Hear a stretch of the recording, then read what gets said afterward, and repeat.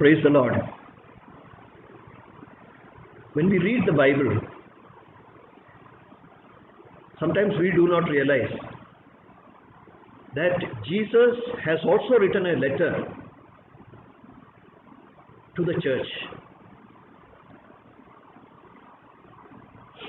We know about the writings of Saint Paul and Peter and James and John and Jude. But sometimes we do not realize that we are actually having a letter which is written by Jesus Christ himself. But it has been written by the Apostle Saint John as per the command of Jesus. Saint John was the scribe who was told what to write, and today we are having the perfect letter of Jesus Christ, and we are studying it today. That is why there is a great blessing on each and every one of us when we are teaching, or when we are reading, or when we are studying, and especially when we are keeping the words of what Jesus has sent to us, because we are the church. And we are reading from the book of Revelation in the first chapter. And as I told you in the introduction, this revelation was made by God the Father, and it was revealed to Jesus, and Jesus revealed it to an angel, and the angel revealed it to John, and John has written it down as per the command of God, and he has addressed it to the churches. And there were 7 churches mentioned in the book of Revelation. But this letter is not only for those 7 churches, because even at that time there were more than 7 churches. We know about, by just seeing the letter of Saint Paul itself, we can know that there were churches in Thessalonica and in Rome, and we know that there was a church in Jerusalem. There were many other churches, but this letter has been written to 7 churches because the churches, all the churches were falling into 7 categories in their spiritual growth. So the word of God, which is given as a prophecy of things which have to take place in the future, also contain instructions for the churches about the shortcomings which are there within them and which they have to perfect. And if there are any shortcomings in the church, that has been clearly told by the Holy Spirit, and he has also given the instruction about how they can perfect their way. So the purpose of giving this letter is twofold. One is that the churches should perfect their holiness in the fear of God. And the second thing is to be aware of the end time events which are going to take place, and to be prepared so that they are not caught unawares. So these are the 2 purposes for which this revelation has been given. So let us read from verse 10 onwards. These 2 words were already taken in the last Bible study, but it is necessary so that we can get the continuity of the remaining verses in this chapter, and that is why it has been included in this Bible study also. I was in the Spirit on the Lord's day, and heard behind me a great voice as of a trumpet, saying, I am Alpha and Omega, the first and the last. And what thou seest, write in a book, and send it unto the 7 churches which are in Asia, unto Ephesus, and unto Smyrna, and unto Pergamos, and unto Thyatira, and unto Sardis, and unto Philadelphia, and unto Laodicea. So already, as we have studied, there was a voice heard, and here it is mentioned about the voice of Jesus.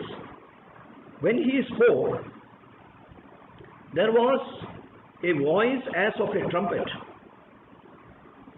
But we find that the voice of Jesus is given as of a trumpet, and as of many waters, and also as thunder, as we proceed in this book. So here, the trumpet, it is for an announcement. You know that the Jewish people, they used to sound the trumpet for a proclamation of a war or of a festival. So here, the voice of Jesus is like a voice of a trumpet, because he is going to give a proclamation here, a proclamation of victory and a proclamation of war against his enemies. So because these are relating to the end time events, so we know that the Lord is getting ready for a final battle where the enemy of mankind will be defeated. And it is starting with a trumpet sound. And it is announcing who Jesus is. We are used to seeing Jesus through the Gospels as an ordinary human being like you and me. But this same Jesus Christ, before he came into this world, was filled with power and glory, and his awesomeness was such that no one could stand before him. No one could stand before his voice. And here he is telling that I am the Alpha and the Omega, and that is his identity. He is the Word of God.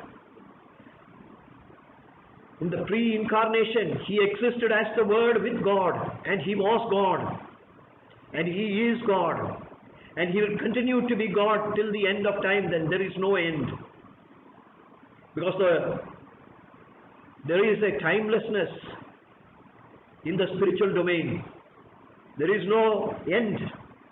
There had been a beginning when Jesus came into this world, or when he created this world. There is a beginning for the world, and there is an end for the world. But Jesus has existed before the world was founded, and he shall exist even after this world is destroyed and a new heaven and a new earth are put in place. Hallelujah. So Jesus is announcing here that he is the first and the last, and he is giving an instruction to John that whatever you are going to see, write it in a book and send it to 7 churches, and he has named the 7 churches. And we shall see what are these 7 churches and what are the instructions to the 7 churches. We shall see it in the 2nd and the 3rd chapter, which is going to follow. And John, when he heard the voice, the 12th verse it is written, and I turned to see the voice that spake to me, and being turned I saw 7 golden candlesticks. And in the midst of the 7 candlesticks, one like unto the Son of Man, clothed with a garment down to the foot, and girt about the paps with a golden girdle. So here when John turned around, he did not see straight away he did not see the image of Jesus. What he saw first was the golden candlesticks, and as we read later on, the golden candlesticks, they represent the churches. And we can see Jesus through the churches even today,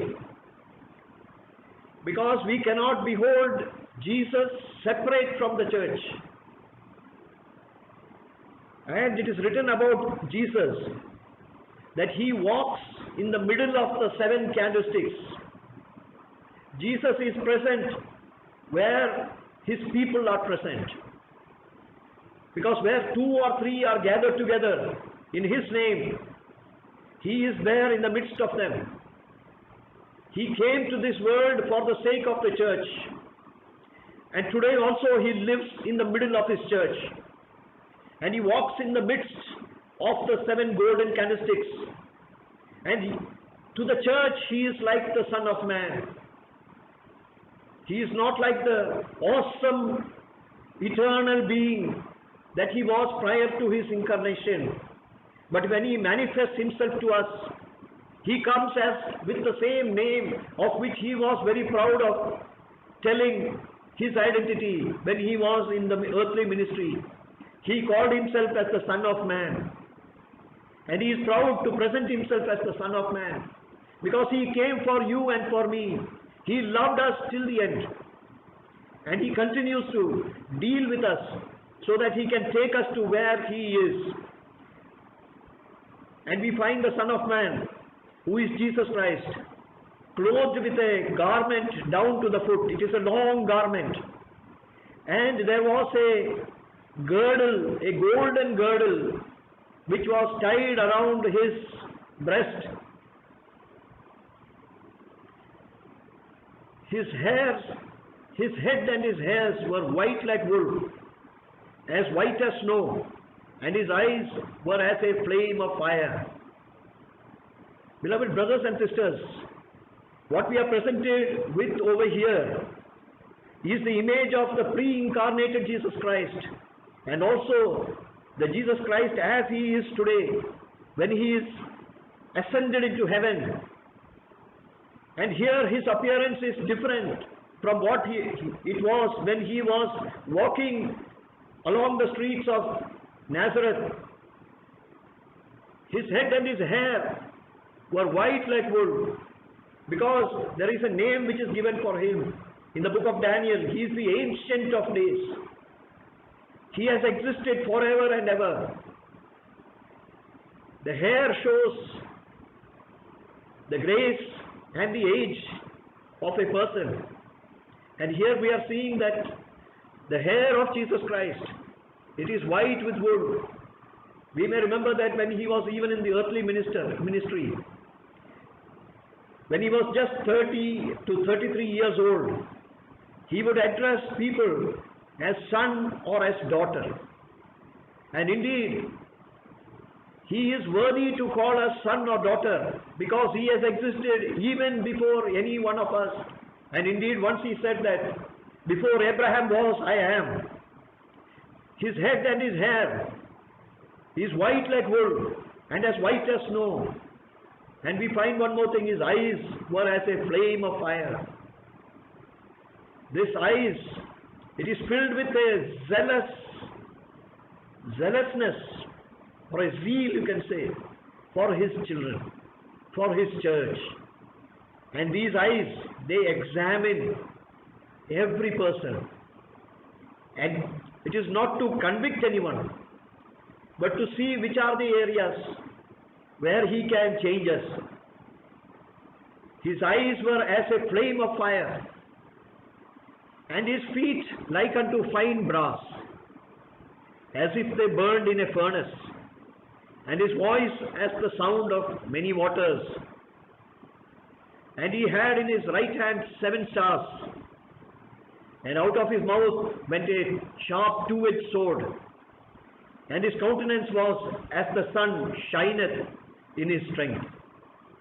When we read the image of Jesus through these words, we can understand how fearsome was the appearance of Jesus. I have heard many people try to explain these words by saying that these are just symbolisms. But indeed, John, he is writing down exactly what he saw.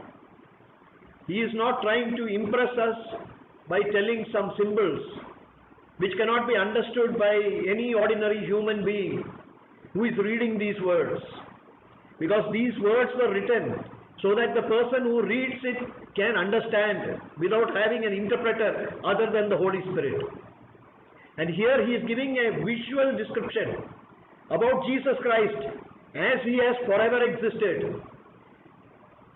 This image is different from the image of a human being, because he is a heavenly being. He is, you cannot call a being also, because it is through him that all the creatures have been created, including the human beings. So when he was in the pre-incarnate state, he existed like this. This was the precise way in which he existed. And God allowed John to see him exactly as he was and as he is at this moment when we are studying this word. So we can see that his feet, it is like fine brass. The fine brass means it will be glittering, it will be shining. There will be a mirror-like finish to the feet. And it is written that they burned as if they burned in a furnace. That means, that is, it seemed as though he is walking in fire. And about his voice, it is said that whenever he spoke, his voice was like the voice of many waters. As we stand before a waterfall, we cannot hear the sounds which are outside the waterfall. But this one is like many waters. Maybe it is greater than the Niagara Falls or any waterfall you would have seen or heard the sound of. It was so awesome, the sound of many waters. And about his description, it is given that he had in his right hand 7 stars. There were 7 stars in his right hand. And it is written about his mouth, that out of his mouth went a 2-edged sword. We don't find a human being with a sword coming out of the mouth. But here we are told about Jesus that there is a difference. That whenever he spoke, a sword, a 2-edged sword will come out of his mouth. And his face was as the sun shineth in her strength. Beloved brothers and sisters, on the Mount of Transfiguration, when Jesus was transfigured before Peter, James and John, his face, it was shining like the sun. And people, they were who were with them, with Jesus, could not behold his face. But now, the face of Jesus is like the sun. And it is not just like a setting sun or a rising sun. This is as a midday sun, when it is at the strongest, as the face will be. So we can imagine that we cannot make out the features of Jesus Christ, where his eyes are, where his ears are. We cannot see that, because we cannot behold his face. His countenance is as the sun which is shining in the strength. The 17th verse is telling, and when I saw him, I fell at his feet as dead. And he laid his right hand upon me, saying unto me, Fear not, I am the first and the last. I am he that liveth and was dead. And behold, I am alive for evermore. Amen. And have the keys of hell and of death. The same apostle, Saint John, he was the beloved apostle. He claimed to be the beloved apostle of Jesus Christ when Jesus was doing his earthly ministry. And he was the one who leaned on the breast of Jesus when they were having the Last Supper to ask Jesus that who was it who would betray him. He was very close to Jesus when he was in the earthly ministry. But now when he saw Jesus in his powerful, magnificent image, in that form, he fell down as though he were dead. Beloved brothers and sisters, we are living in a time when people do not realize how majestic, how glorious, and how powerful, and how awesome is our Lord Jesus. It is true he is our friend. It is true that he loves us. But if we were to realize His majesty and His power and His glory, our honor for Him would grow more than what we are having today. And these words have been written to impress on us that He is not just a human being who walked on the streets of Galilee. Now He is exalted and He is far higher than any other person. And He has a name which is higher than any other name. So that at the name of Jesus, every knee shall bow and every tongue shall confess that the Lord Jesus, that He is the Lord Jesus. And that is what we are impressed in the Word. So here John fell down at His feet as dead. But Jesus, He laid His right hand upon John and said, "Fear not, I am the first and the last." He always speaks these words to us, that is, fear not. Because if God be for us, who can be against us? We have got Jesus on our side. From the beginning of our faith till the end of our life, He will be with us. That is why He is saying, "I am the first and I am the last." He is the author. He is the finisher of our faith. We don't have to fear at all when we are with Jesus. And He is telling to John, in case John had forgotten, Jesus is reminding that I am He that liveth and was dead. He is again reminding John. Because now when John was writing this, or rather when he was in the presence of Jesus, many years had passed since he had seen Jesus ascending into heaven on the Mount of Olives. When the apostles and the disciples, they were beholding, about 500 people were there gathered on the Mount of Olives. They saw Jesus rising up into the sky. And this event took place somewhere around AD 35, 33 to 35. And now when John was now taken to the presence of Jesus, it was around AD 95. So we can say that 60 years have passed. Human memory, it may diminish the value of the risen Lord. And that is why Jesus is reminding John that I am He that liveth. I am living today. You saw me when I was on the cross. I handed over my earthly mother to you, saying that, "Behold your mother." And I told my earthly mother, "Behold your son." And I gave up my life on the cross. But the Father God, He raised me from the dead. And I appeared to you for 40 days. And then I rose up. And I am still living. I am He that lives. I was dead. Jesus is proud of telling that He was dead. Because He died, tasted death, because He loved us.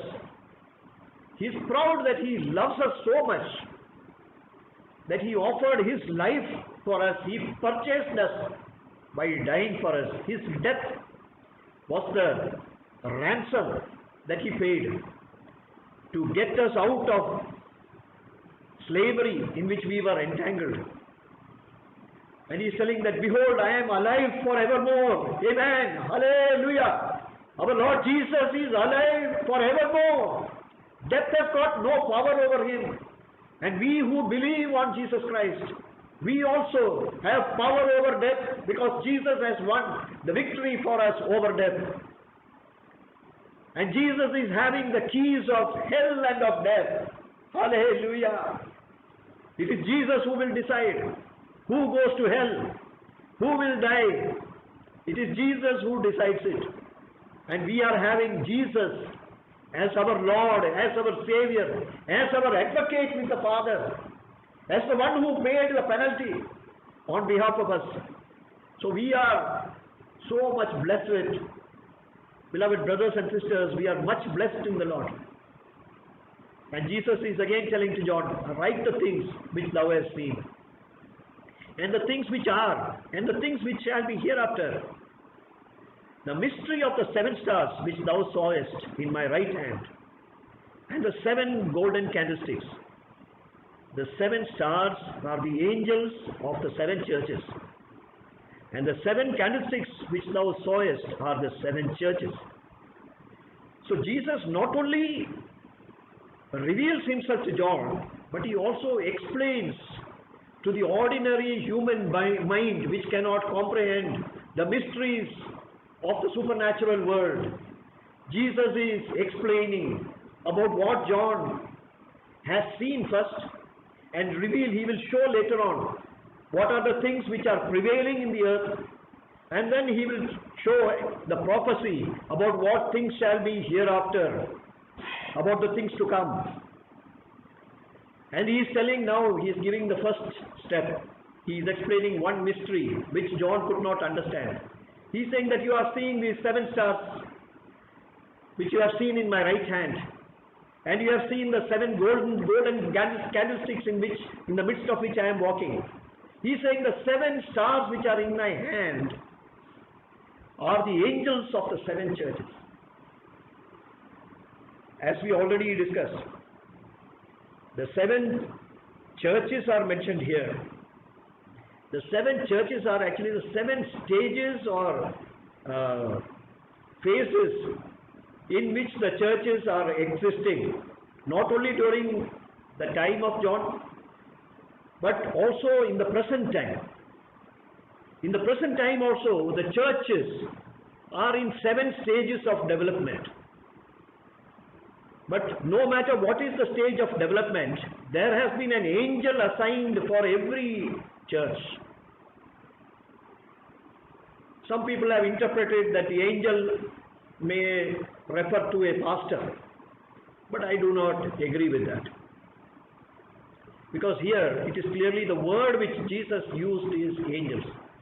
Angels are ministering spirits who are sent by God. You and I, we have got angels ministering to us, and we call them as the guardian angels. In the same way, there is an angel who is assigned for every stage of development of the church. Let us remember that God has given freedom of will to mankind. Every human being has got a freedom of will. So, because of the freedom of will, they may take some time to select what is good.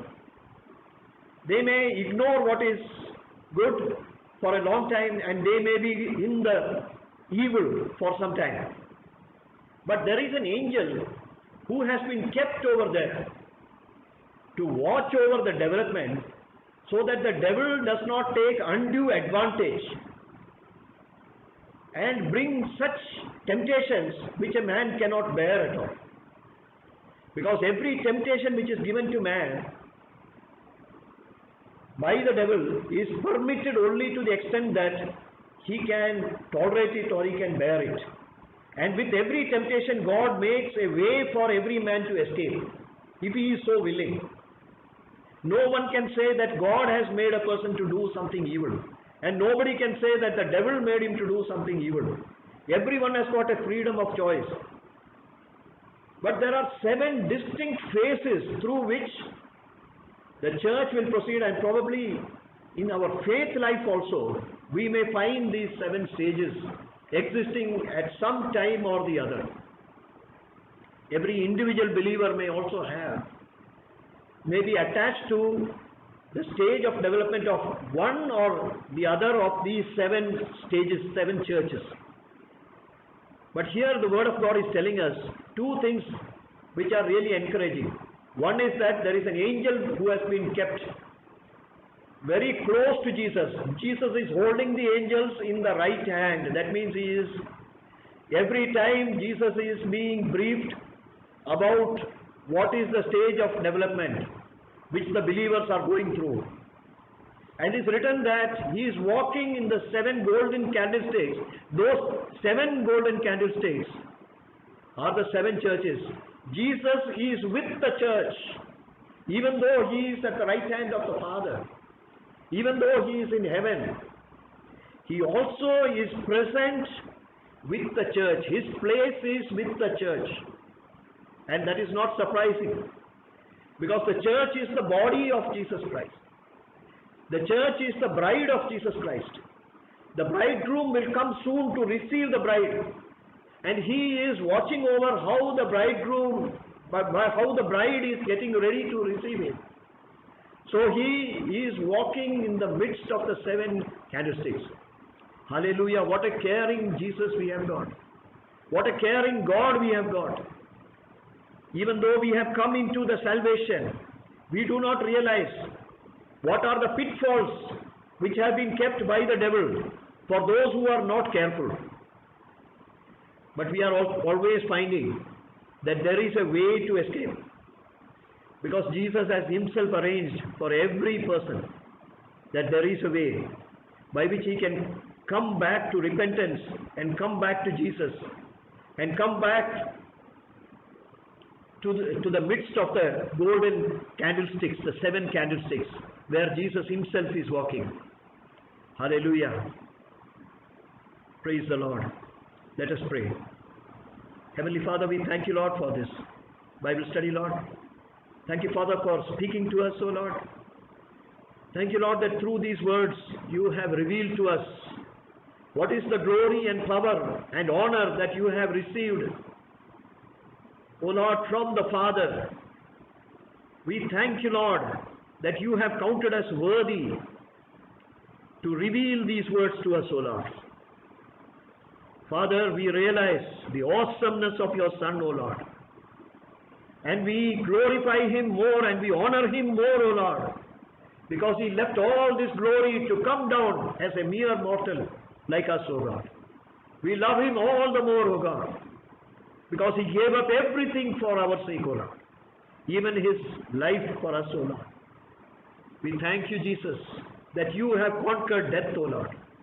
We thank you, Jesus, that you have the keys of hell and of death, O Lord. We thank you, Lord, that you are the one who is keeping us in the way. We thank you for assigning angels to ensure that we do not depart from the presence of those candlesticks, O Lord.